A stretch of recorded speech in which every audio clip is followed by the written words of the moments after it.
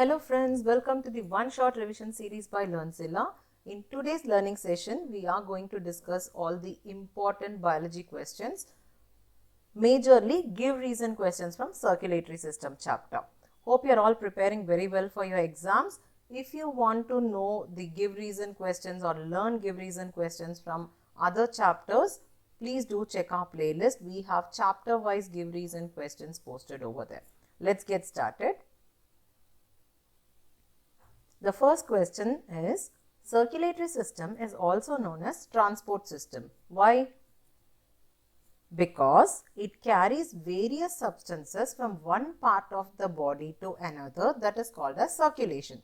So, circulatory system is also known as transport system.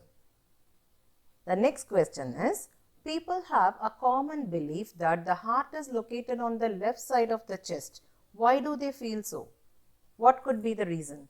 The narrow end of the roughly triangular heart is pointed to the left side, and during working, the contraction of the heart is more powerful at this end, giving a feeling of the heart being on the left side. Actually, it is right in the center between the two lungs and just above the diaphragm. The next give reason question is, veins have valves at intervals in their inner lining, whereas arteries do not have any valves. Why? In arteries, blood flows with pressure, but in veins the pressure falls considerably. So, the backflow of blood is possible, which is prevented by the presence of valves in veins. SA node, also called as sinoatrial node, is called as the pacemaker of the heart. Why? The SA node is called the pacemaker of the heart because the wave of contraction which conducts the heartbeat actually originates in the sinoatrial node, in short SAN. It is necessary to know the blood groups before giving transfusion of blood. In blood transfusion, it is necessary that the type of blood to be transfused should be matched with the type of blood of the receiving person or the recipient.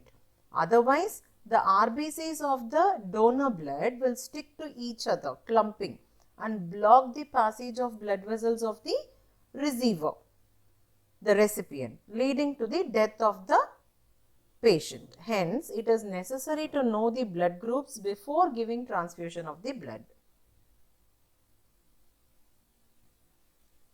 Can the blood clot inside the blood vessels? Give reason in support of your answer.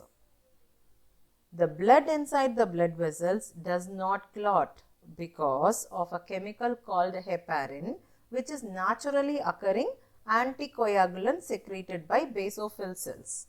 Heparin released in blood vessels prevents the blood from clotting.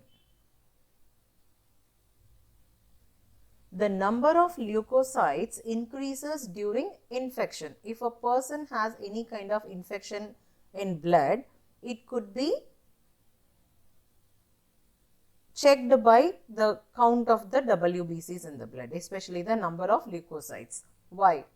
The number of leukocytes increases during infection to fulfill the defense demand of the body. For the body to fight against the infection, the number of leukocytes increases. So, this is an indirect count of blood which gives us the presence of an infection. The next and final question is, a matured mammalian erythrocyte lacks nucleus and mitochondria. What is the reason? Loss of nucleus gives RBCs a biconcave shape, thus increasing their surface area volume ratio for absorbing more oxygen. RBCs do not have mitochondria, so that they cannot use the oxygen for themselves. All oxygen can be efficiently transported without any consumption by RBCs and delivered to the tissues. Thus, for efficient function, matured mammalian RBCs lack nucleus and mitochondria. With this, we have completed 8 important give reason questions from circulatory system chapter. all the very best. Check our next video, which is on endocrine system. Keep learning.